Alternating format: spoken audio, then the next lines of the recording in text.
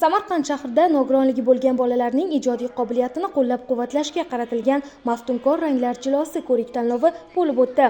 Tadbir bolalarning iste'dodini yuzaga chiqarish, ularning tasviriy san'atga bo'lgan qiziqishini oshirish hamda jamiyatdagi faolligini rag'batlantirish maqsadida tashkil etildi. Tanlov Samarqand shahridagi Kelajak markazida O'zbekiston Nogironlar jamiyati Samarqand viloyat bo'limi hamda Oliy Majlis huzuridagi Fuqarolik jamiyati institutlarini qo'llab-quvvatlash jamoat fondi viloyat bo'linmasi hamkorligida o'tkazildi. Unda viloyatning turli hududlaridan kelgan 7 yoshdan 17 yoshgacha bo'lgan bolalar qatnashdi. Ishtirokchilar belgilangan mavzular asosida chizgan rasmlarni hakamlar hay'atiga taqdim etdi. Har bir ijod namunasida bolalarning tasavvuri, dunyoqarashi va ranglarni his etish qobiliyati yaqqol namoyon bo'ldi. Tadbir faqat ko'rik-tanlov bilan cheklanib qolmadi. Dastur doirasida shaxmat va shashka musobaqalari ham tashkil etildi. Ayniqsa, shaxmat bo'yicha viloyat bosqichida ishtirokchilar o'z bilim va mahoratini namoyish etib, murosasiz bahslarda kuch sinashdi.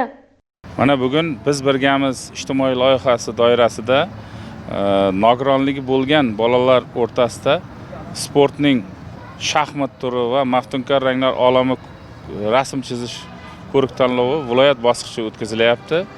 Bu tadbirni o'tkazishdan maqsad nogironligi bo'lgan bolalarni, demak, hayotga moslashuvini ta'minlash, boshqa bolalar bilan inklyuziyani ta'minlash maqsadida bu yerda hozir bizlar tadbirda sog'lom bolalar bilan nogironligi bo'lgan bolalarni inklyuziv qilib turib tadbirni uyushtirdik.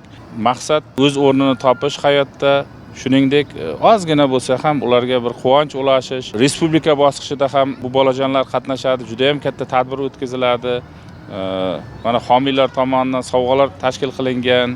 Ishtirokchilarga mana bayramona konsert dasturlari uyushtiriladi. Tadbir yakunida ko'rik-tanlov va sport musobaqalarida faol qatnashib, yuqori natijalarga erishgan bolalar munosib taqdirlandi. Tashkilotchilar bunday tadbirlar nogironligi bo'lgan bolalarning iqtidorini qo'llab-quvvatlash, ularning o'ziga bo'lgan ishonchini mustahkamlash va jamiyat hayotidagi faolligini oshirishda muhim ahamiyat kasb etishini ta'kidlashdi.